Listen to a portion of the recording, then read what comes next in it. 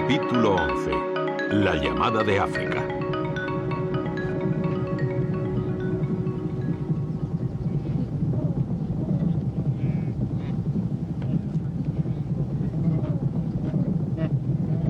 Las lluvias han llegado a las llanuras del Serengeti. Las praderas, antes doradas, han cambiado su color. El suelo volcánico, rico en nutrientes, produce nuevos brotes verdes apenas una hora después de la caída de las primeras gotas de agua.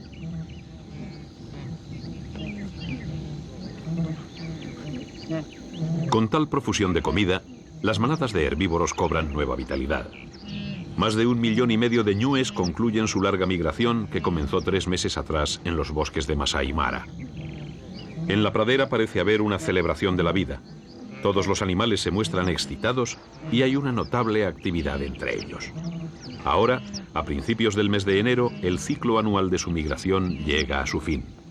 Es el momento en el que nuevos ñúes vendrán al mundo a renovar las manadas.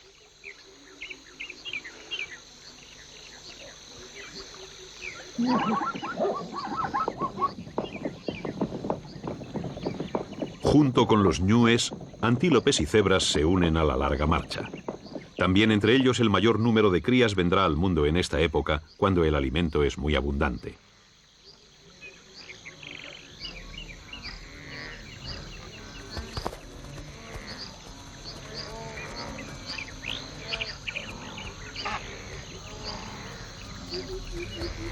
Durante esta primavera del Serengeti, las crías de los herbívoros son numerosas y es frecuente verlas correteando entre sus padres. Son las presas más fáciles para los depredadores y no es raro, por tanto, que también para ellos sea esta una época de abundancia.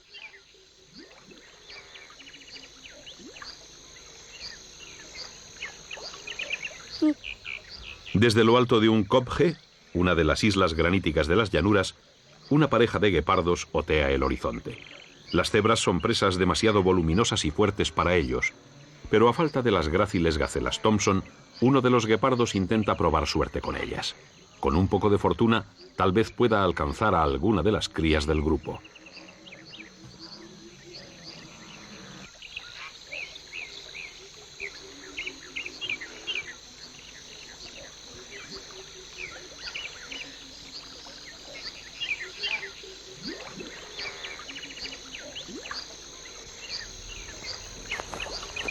Con paso decidido, el guepardo se acerca a las cebras. Su moteada piel, que entre el pasto seco lo hacía invisible un mes atrás, destaca ahora sobre el verde como una bandera que avisa del peligro. Su sigilosa marcha es rápidamente detectada por los vigías de la manada de cebras y un grupo de machos adultos sale al encuentro del depredador, cerrándole el paso hacia las crías.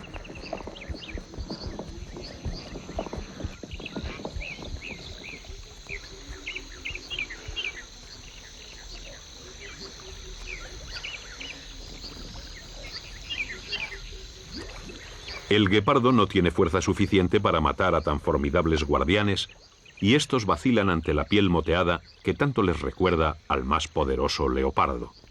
Durante unos momentos hay una situación de prudente tensión, pero una vez más la fuerza bruta acaba imponiéndose.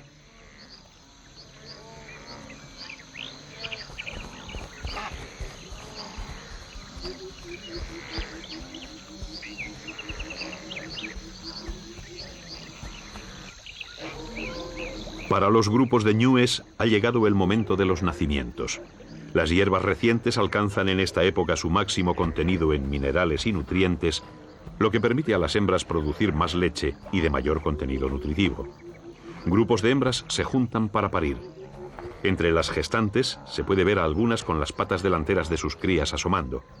Los ñúes han esperado a que el sol caliente con fuerza para que los predadores se tumben a descansar.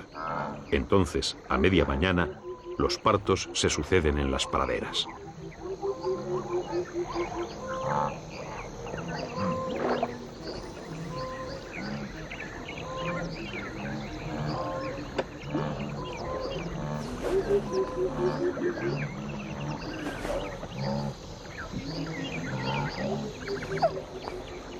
Cuando un nuevo ñu viene al mundo, la manada debe reconocerlo.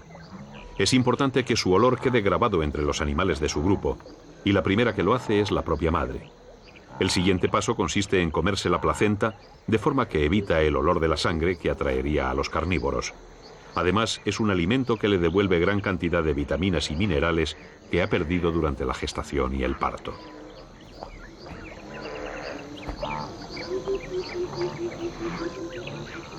Tras la presentación a la familia, el pequeño ñu pasa a formar parte del grupo. Cerca del 80% de los ñúes nacen en estas fechas en el plazo de unas pocas semanas. Entre los grupos de cría es frecuente ver reuniones de carroñeros. Buitres, chacales y marabúes se agrupan cerca de las madres esperando que éstas expulsen sus placentas. Por esta razón, y siempre que sea posible, las madres la expulsarán y se alejarán con sus crías, de forma que su posible predador se entretenga con ella y les deje tiempo para huir.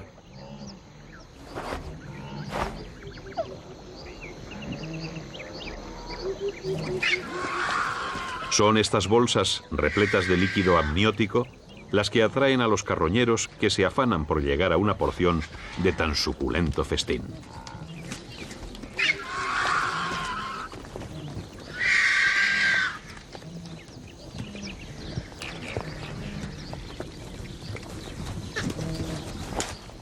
Entre buitres, chacales de dorso plateado y marabúes, se entabla una reñida disputa, pero para los pequeños ñúes ninguno de ellos supone una seria amenaza y las manadas siguen tranquilas.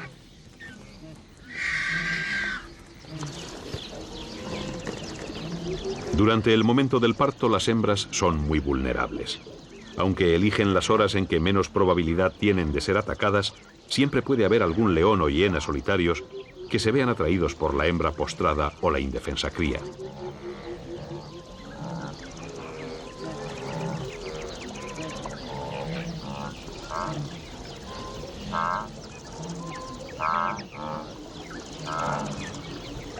Para estas ocasiones, los ñúes tienen un sistema de defensa tan efectivo como sorprendente.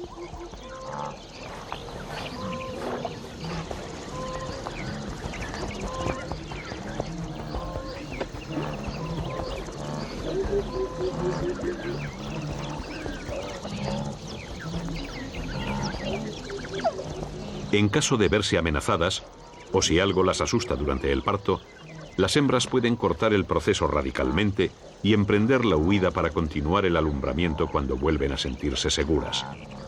Resulta un espectáculo alarmante, pero la cría únicamente sufre un buen susto y nace poco después con toda normalidad.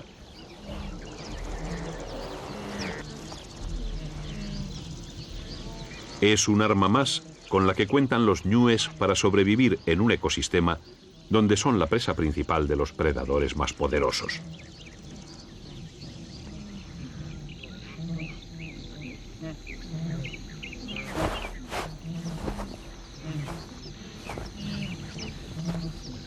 El pequeño ternero es muy vulnerable nada más nacer. Cuenta con las horas que le quedan hasta la puesta del sol para cobrar fuerzas.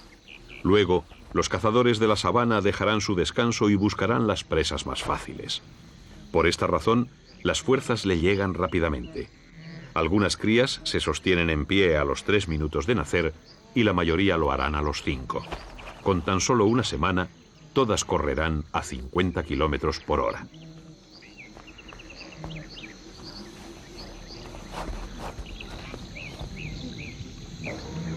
Entonces se produce una explosión de vitalidad, una celebración de la vida. Es la manifestación anual de la renovación de las manadas de ñúes en las praderas del Serengeti.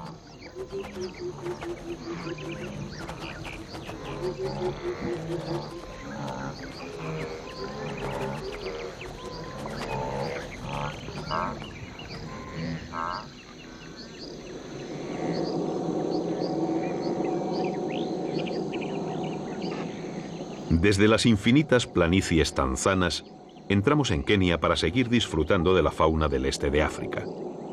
Después de las grandes manadas de ungulados de las llanuras del ecosistema Mara Serengeti, la concentración más espectacular de animales se encuentra probablemente en los 7 lagos salinos del Valle del Rift keniata. Entre ellos, destacando por su belleza y complejidad geológica, se encuentra el lago Bogoria.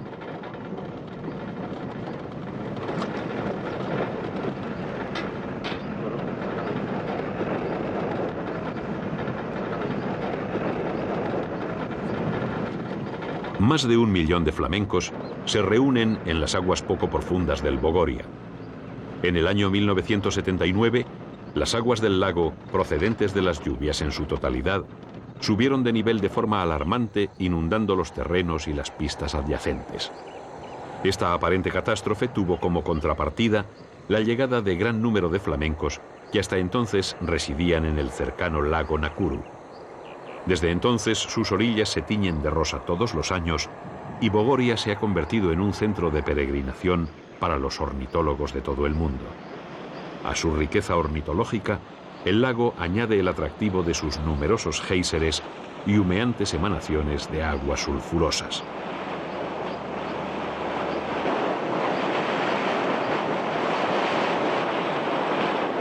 El agua caliente de los géiseres templa las aguas del lago, dando lugar a una proliferación de algas, crustáceos y otros pequeños organismos invertebrados.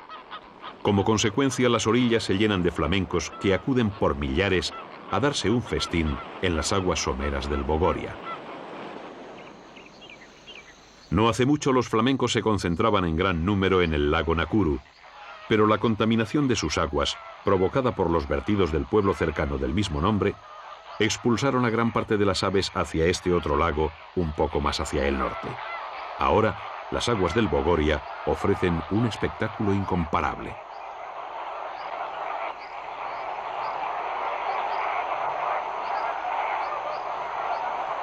En el agua se pueden encontrar dos especies distintas de flamencos.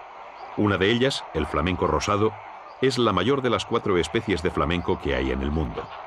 La otra, con una altura que no sobrepasa los 80 centímetros, es la más pequeña y se la conoce como flamenco enano.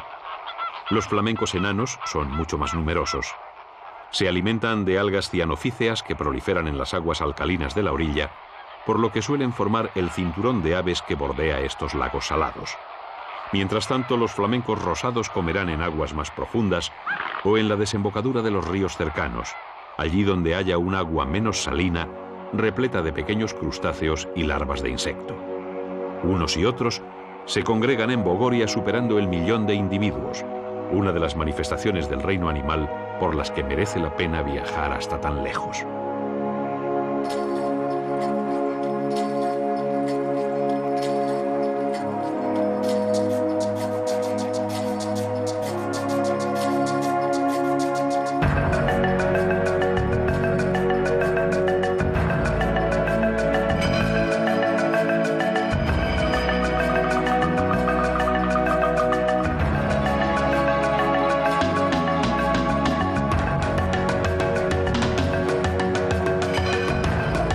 Al sureste de allí, cerca de Nairobi, la capital del país, un área de 39.206 hectáreas se ha convertido desde 1974 en el Parque Nacional Amboseli. Es un refugio de muchas de las especies más representativas del este de África, pero su fama internacional le viene dada por sus grandes manadas de elefantes.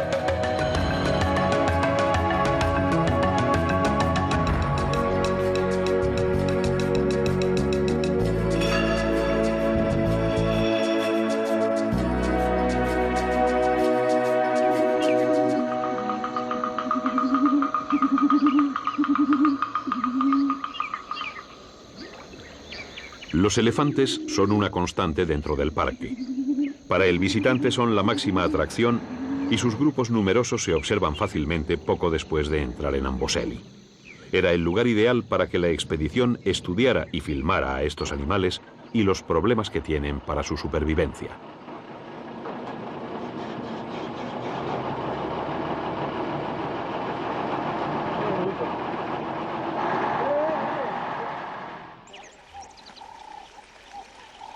La parte oeste de Amboseli es el lecho seco de un lago.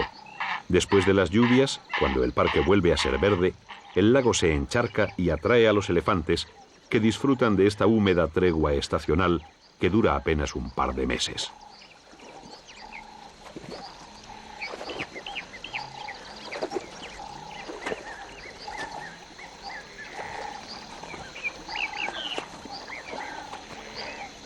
Aunque después de las lluvias parezca un lugar frondoso y rico en vegetación, Amboseli es un árido secarral la mayor parte del año. La sabana original ha sido alterada por los dos únicos animales capaces de cambiar e incluso destruir su hábitat natural. Uno es el hombre y el otro, este coloso de la naturaleza, el elefante.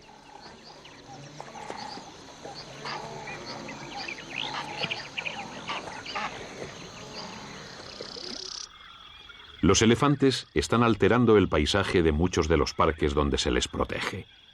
Como una trágica paradoja, la población total de estos paquidermos disminuye alarmantemente en todo África, mientras que en los pocos parques en que están protegidos, con una superficie equivalente al 1,5% de su área total de distribución, las poblaciones crecen tan deprisa que se convierten en un peligro para el ecosistema que les cobija. Un elefante adulto puede comer al día entre 150 y 300 kilos de materia vegetal. Su imperfecto aparato digestivo necesita una impresionante cantidad de comida para sacarle un porcentaje mínimo de rendimiento. Y una manada de elefantes puede convertirse en una gigantesca amenaza para el arbolado y el suelo.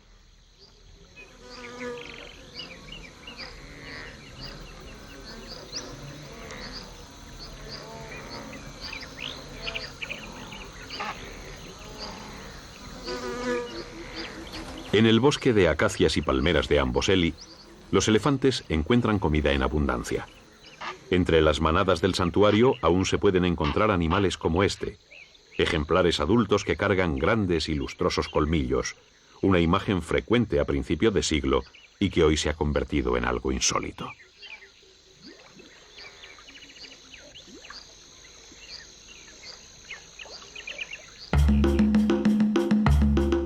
Hace apenas 70 años, ingentes manadas de elefantes se extendían por gran parte del continente africano.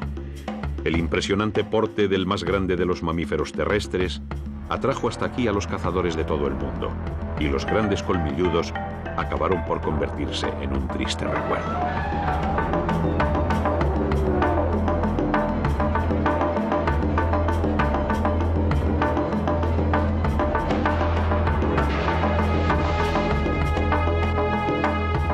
La caza por el marfil había empezado siglos atrás. Árabes y negros habían cazado paquidermos desde el principio de su historia, buscando los preciados colmillos, algunos de los cuales nos parecerían imposibles hoy en día. El tráfico del marfil continuó vivo hasta nuestros días, y hoy, cuando los elefantes están amenazados por la pérdida masiva de sus poblaciones y el tráfico de marfil ha sido prohibido por la comunidad internacional, son los furtivos los que continúan con la sangría de manadas aún dentro de los parques nacionales.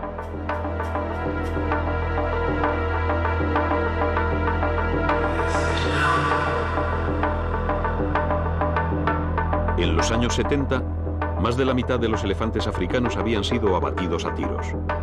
A finales de esta época, en el este de África la pérdida se acercaba al 80% de las poblaciones y la propia mujer del presidente Kenyatta fue sorprendida traficando ilegalmente con marfil. El gobierno se sintió entonces tan avergonzado que prohibió radicalmente todo comercio que tuviera que ver con los animales salvajes y quemó en un impactante acto público todos los colmillos decomisados. Era una pública declaración de guerra contra los traficantes de marfil, el primer paso hacia la recuperación de las poblaciones de elefantes.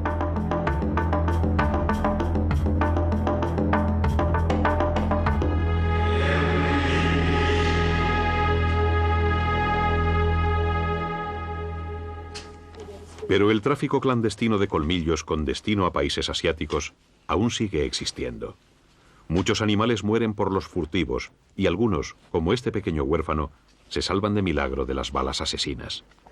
En el orfanato para elefantes de Daphne Sheldrick, en Nairobi, los pequeños encuentran un lugar donde curar sus heridas físicas y psicológicas.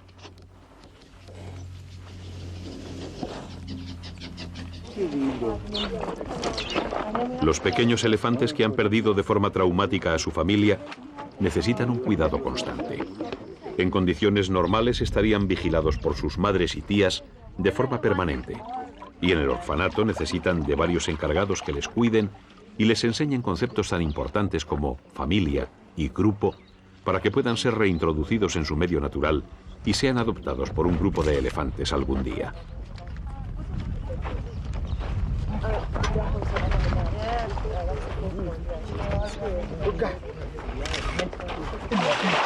Durante los 2 primeros años de vida, los más críticos para los elefantes, se les cuidará día y noche. Los baños de barro son esenciales para ellos y hasta que aprenden a dárselos solos, sus padrastros del orfanato les ayudan y vigilan constantemente. El barro los protege del sol y compensa la falta de glándulas sudoríparas de los elefantes, conservando la piel húmeda y evitando la picadura de los insectos. Porque, pese a su tamaño y fuerza, los elefantes son animales muy delicados durante los primeros años de su vida.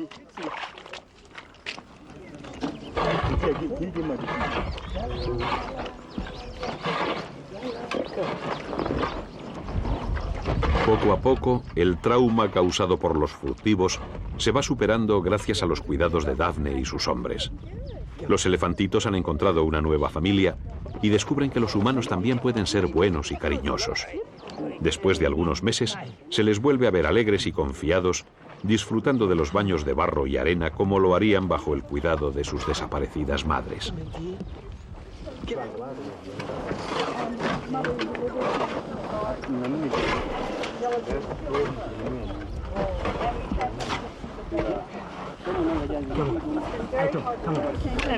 A partir del primer año y hasta cumplir el segundo, se les irá sustituyendo la leche por la materia vegetal de que se alimentarán el resto de sus días.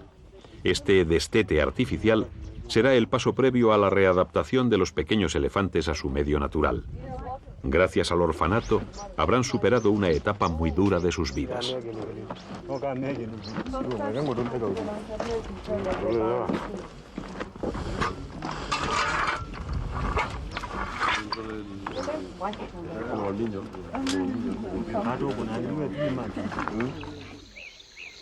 Los elefantes que viven bajo la protección de los parques aumentan sus poblaciones con una tasa de crecimiento anual cercana al 5%. Esto supone que las poblaciones se duplican cada 15 años y en unas áreas tan restringidas como las de los parques, las manadas de grandes paquidermos se han convertido en un problema. Unos sostienen que las poblaciones se autorregularían de forma natural al disminuir la comida del grupo, pero otros recurren a métodos tan contundentes y expeditivos como terribles.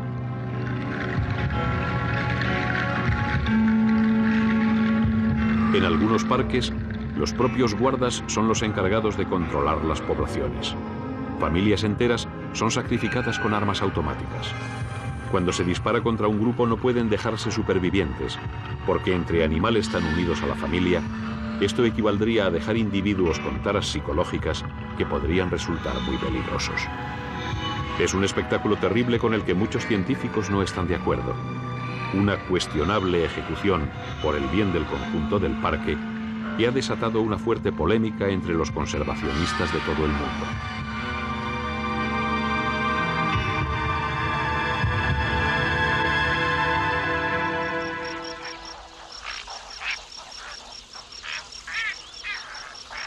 También a Amboseli ha llegado el problema de la superpoblación de elefantes y la sombra de las matanzas selectivas se cierne sobre sus paquidermos como una terrible amenaza. Los científicos y naturalistas debaten en la actualidad buscando alternativas desesperadamente. En un mundo en el que el elefante es una especie amenazada, cuesta creer que no seamos capaces de evitar tales sacrificios. A fin de cuentas, los hombres les hemos quitado en poco más de un siglo el 98% de un territorio en el que llevan viviendo más de 1 millón de años sin causarle deterioros irreversibles.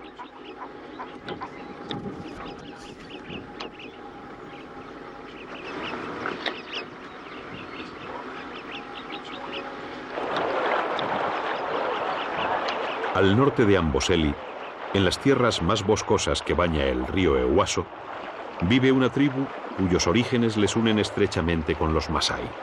Son los Samburu, el pueblo de las caras blancas. Los jóvenes Samburu, que han sido circuncidados hace apenas unos días, salen armados con flechas y lanzas untadas de resina para emprender una etapa que les llevará a ser moranes, los guerreros de su pueblo. Durante 2 meses, recorrerán solos las cercanías del poblado, cazando pajarillos como prueba de su habilidad con el arco y las flechas, demostrando autosuficiencia y capacidad para valerse por sí mismos.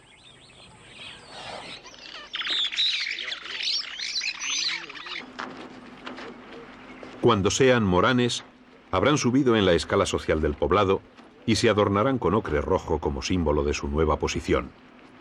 Pero de momento todos los adornos que pueden ponerse serán los que procedan de su habilidad como cazadores.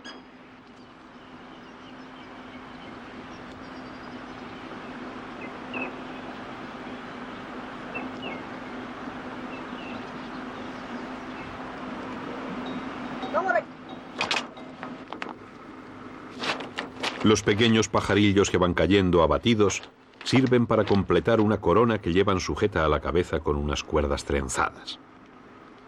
El que más aves tenga colgando de su corona demostrará que es el mejor cazador y por lo tanto el mayor merecedor del ascenso a guerrero de la tribu. La corona de pajarillo se convierte así en un motivo de presunción para los hábiles cazadores Samburu, aunque con el tiempo el siniestro adorno puede ser olido a una distancia considerable.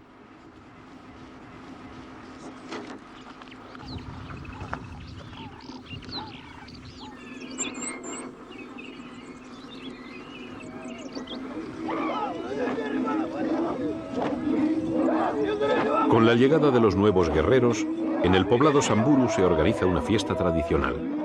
Cantos y bailes se suceden para celebrar el triunfo de los nuevos moranes. Son momentos de alegría de una tribu con la que íbamos a convivir las siguientes semanas, porque la tribu de los Samburu era el siguiente objetivo de la ruta de los exploradores.